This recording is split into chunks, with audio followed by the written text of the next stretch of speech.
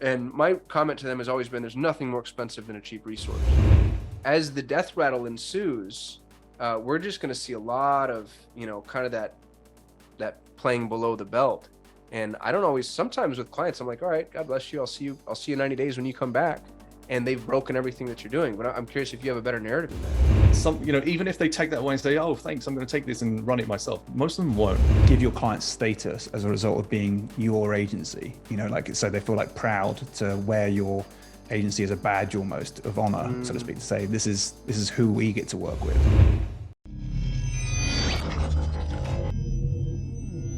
The dirty competition. Here's what I see. I think that there is a recession coming, and there's a lot of dead wood that's going to be burned off, but dead wood doesn't just fall by the wayside and cause no problems, right? So I think what we're going to see is a lot of these little agencies that are, inefficient or inexperienced, they're going to do exactly what you said earlier, which is clutch at life. And that whole we run your ads for free thing, we're seeing a little bit of that too. I'm seeing some of my clients getting outbound outreach from folks saying, we'll run for nothing. And then there's some performance-based kicker on the back end, or only pay after 90 days or whatever. And my comment to them has always been, there's nothing more expensive than a cheap resource. But I'm curious how y'all are protecting yourself. And if there is a way to protect yourself. Half of my audiences are agency owners. What are you doing to batten down your hatches? Because as the death rattle ensues, we're just going to see a lot of, kind of that playing below the belt. And I don't always, sometimes with clients, I'm like, all right, God bless you. I'll see you in 90 days when you come back.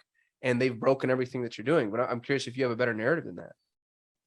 I think for us, we've expanded our offers. So like I said, 3-4 years ago, it was just ads management. Now we do a full audit and a 3-month plan. We do the ads management, we do consulting, coaching, training, all that kind of stuff. Because what we've realized is there is no one type of client in terms of life stage. There are people that are just starting their e-commerce store and they want to know how to get started.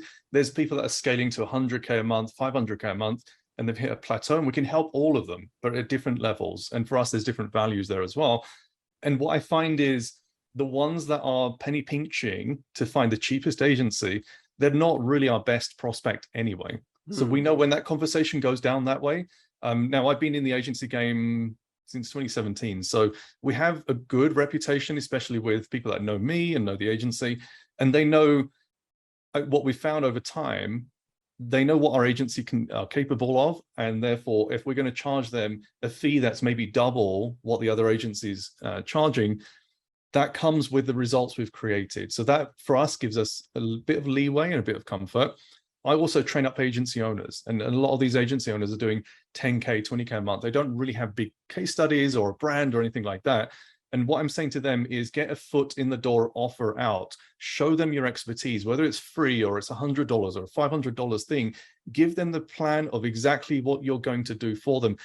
Even if they take that away and say, oh, thanks, I'm going to take this and run it myself. Most of them won't, but they'll be blown away by the fact that you haven't just told them you know what you're going to do. Go into their ad account, their funnel, critique it. I use something called the advertising core 4. There's only 4 things we care and look at: their products or their service, their audience that they're targeting, the offer, and the funnel.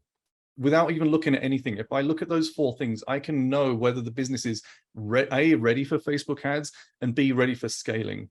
Because if you're, and you mentioned offer, if your offer and funnel is off, it doesn't matter what else you're doing, you're not scaling on Facebook. Right. Like, you have to get those things nailed. If your offer is really good, but your funnel is poor, you'll fumble your way through, but you're going to hit those high CPMs and things like that. So we already know that from the off. So when a client comes into us, we do that analysis. It takes us about 20 minutes. We give back an analysis check sheet. Like when you take your car into a garage and they give you like a 92-point safety checklist or something like that. We have a checklist, so we can give that back to the client and say, these are the red items you have to fix. You don't fix these things, it doesn't matter which agency you go to, you're going to suffer. So we're there as consultants. You want to take up our offer, that's fine. If you don't, go to the next person, but give them this plan. Go for your half price agency offer. So we kind of build that trust and authority in what we do. And we try to train agency owners to take that route. be the expert, but be the guide, be the friend. Even if you don't get the business, guess what? If it doesn't work out, they'll come back to you as well. So I'm just trying to get people to understand you're not going to close every single client. First of all, think about their life stage. Are they just starting? Are they growing? Are they scaling? And then think about how you can get your foot in the door to get your expertise into their head, regardless of what conversations they're having. Because, if you prove to them you can, just quickly look at their business and give them the pointer, you're going to build the trust. And then it's the law of reciprocity, and they'll want to come back and give you some money or whatever it is as well. So that's the kind of way we're tackling it as well. I love that, man. I really appreciate that paradigm too. That approach is just very integrous. You take the high road and then let the chips fall. Tom Breeze, you got something you've been working on. Am I allowed to talk about it, or is it still in the lab? You can talk about it. Well, can I just add to what Depesh was saying? Yeah, I wish you would. Sure. I'm a 'cause I think horrible that interviewer, by the way. I don't know if y'all picked up on that. Like, I'm not good at, so you're going to have to, if you don't self-advocate here, you're just not going to get your bit in. You are brilliant at this. You kind of like, I watch your videos and I'm just like, oh, you pull this all together so easily. Because I know it's John, isn't it, who's your big brain. Brains. Yeah, he's the big brain. But I truly do really get a kick out of talking about this stuff. So, I get excited, and I think that resonates with folks. Maybe that's what I do well. But I love it how he talks like 4,000 miles an hour. Then you're like, you still talk pretty quick as well. But I'm like listening to your videos. I'm like, this is like a fire hydrant of amazing content. And now there's no we'll talk about the tool in a minute, but it's people can go through your content and just go over and over and over, just getting great content from you. But I mean, I to add to what Depesh was saying, and I think that we see this from a performance agency. So I know that this is not a plug for myself, but the way we run things is we spend the ad spend. So instead of we say we'll spend client money, we spend our own money, and then we only make money when the client's making money. Yeah, which is crazy, by the way. Like that's I mean, you just strapped on a cape in my eyes. That you're putting your money where your mouth is. You've got some cojones there, man. That's huge. Well, a lot of qualification, and now making sure that I bet. can win. The table's stacked in my favor, and then I play easy bets basically. But the one of the things that we often look at and explore, and we've done like a bit of a rebrand more recently as well, is to kind of like try and pull on something we always talk about with ads. It's like to say there's an identity behind dealing with your brand. So it's like, if you're an agency that want to keep your client, then I would try and identify what it is you do that's so special and build an identity around that. Give your clients status as a result of being your agency. So they feel like proud to wear your agency as a badge almost of honor, so to speak, to say this is who we get to work with. And sometimes like to incorporate that into a deeper level is to sometimes use your own language or use terminology. I know Ralph does have tier 11, so you kind of work through the tiers, and that's like a really clever strategy, I think, because you feel like, right, I'm on the ladder, like coming off this ladder is actually quite a big pain of disconnect potentially as well. But one thing that I think, and this might pull into, I was going to ask you, Depesh, about this as well, like one thing that we often, because we have like a consultancy piece from time to time, we don't do a huge amount of it, but we kind of were toying with the idea of having from time to time like an off-ramp strategy to say, if you don't want to work with us any longer as an agency for any reason, like we're lucky because we're spending our own money, so we don't get it very often. But if there was that and people were like, oh, we want to go in-house or something, having like an off-ramp service, to say, okay, cool, well, we'll help you train up your own internal team, we'll help you get that all into place. Do you do that, or is that something you just haven't explored? Or because that would for me would be like, oh, if you're an agency, you'd still trust you even on the off-ramping, and then be like, oh, you're now our consultant around that piece as well. This is not a glitch. I'm interrupting the video you're watching because I want to remind you that we provide done-for-you Google Ads services. We're the #1 ranked Google Ads agency on the planet with almost $100 million in ad spend under management. If you're an entrepreneur, business owner, C-level exec, director of marketing, and you're managing your own Google Ads, I think that's a massively inefficient use of your time. As a matter of fact, in my experience, within 90 days, we're able to optimize existing campaigns to a point to where we're paying for ourselves. We move from being a cost center to a profit center, and I want to put my time and my money where my mouth is. If you're spending $10,000 a month or more in Google Ads, I want to offer you a free, no obligation action plan.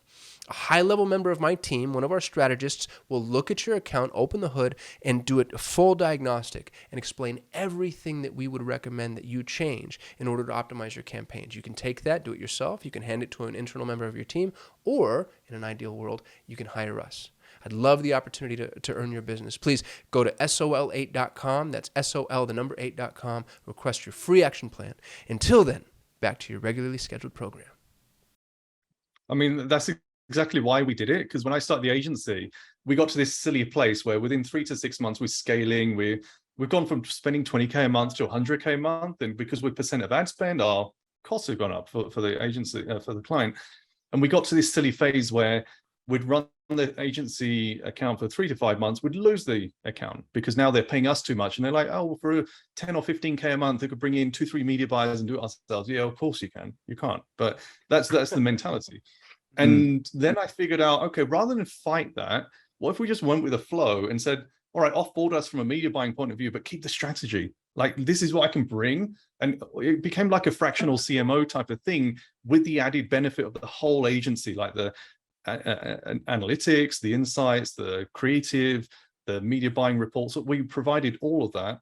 And it enabled brands to look at us differently from the point of, we'd have that conversation from the start, which was, we'll run your ads for 3 to 6 months, but there's also an option where we can also help you hire, embed, train, and take media buying in-house. And that became so much more attractive. So that product itself, as I mentioned earlier, that's a blue ocean. I think not just for Facebook ads agencies, but for everyone. Oh, that's genius. Yeah, it's really clever to have that, because it's trust in the piece where they're like, oh, we're even considering it. It's like, well, there's always this service we have for you.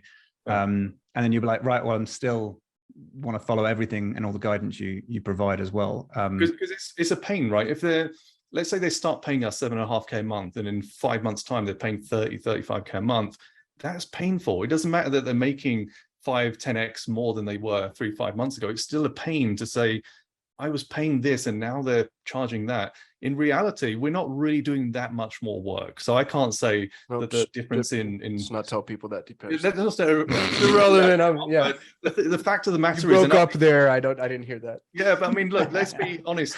There's magnitudes of scale. When you start getting to the higher ad spends with Facebook, guess what? It becomes a lot more stable and predictable, believe it or not.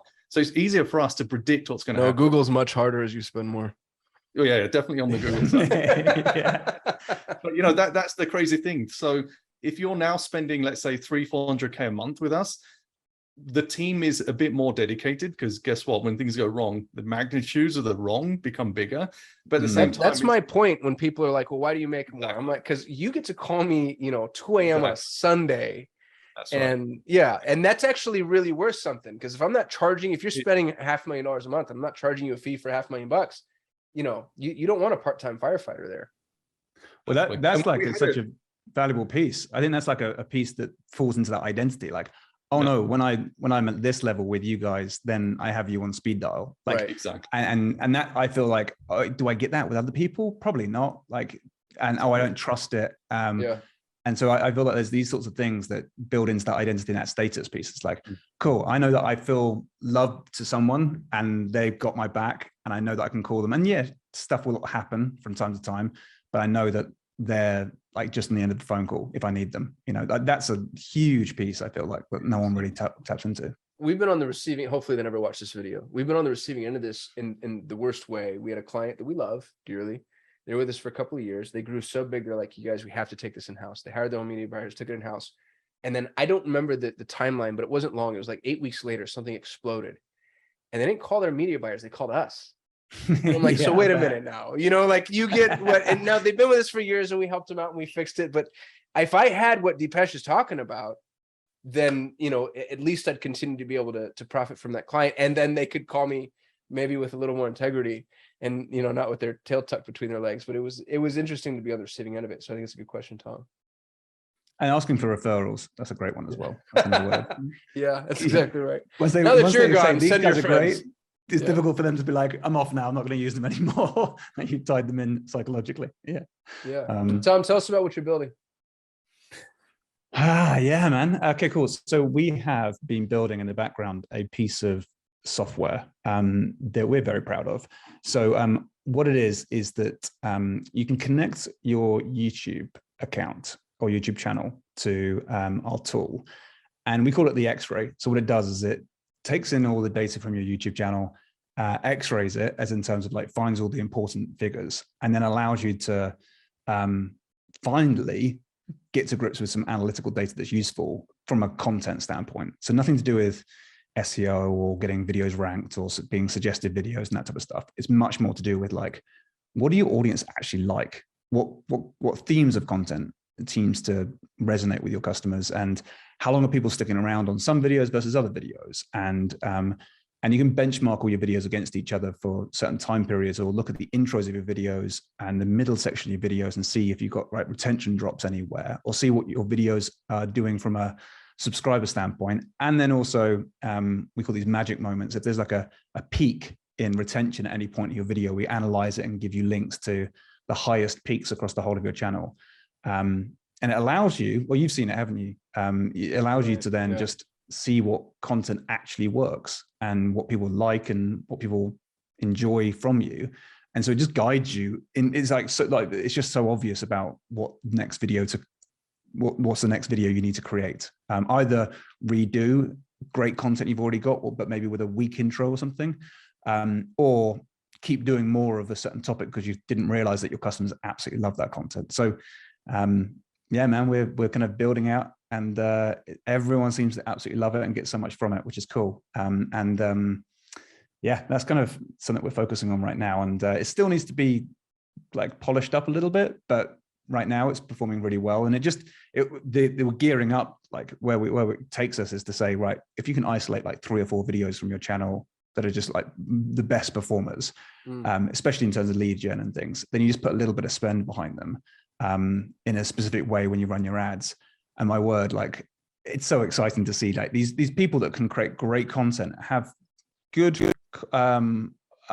products, maybe not great offers, but still they're able to kill it. So they just like produce these great videos back in the past, and they just put a little bit of ad spend, and it just drives leads and sales every single day for them. And these are not big brands. These are kind of people that have a good YouTube following, but haven't really figured out the direct response bit just yet. So it's a great way of introducing those people into like the world of paid advertising to drive profit at scale. So far so good, man. Like it's working really well. And yeah, we'll put a link in the description maybe or something if people want to find out more.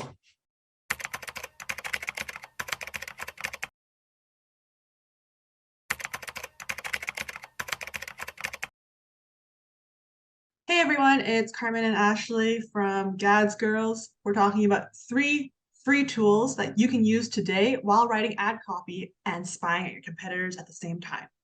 Now, Ashley, I know you're writing a lot of ad copies every week.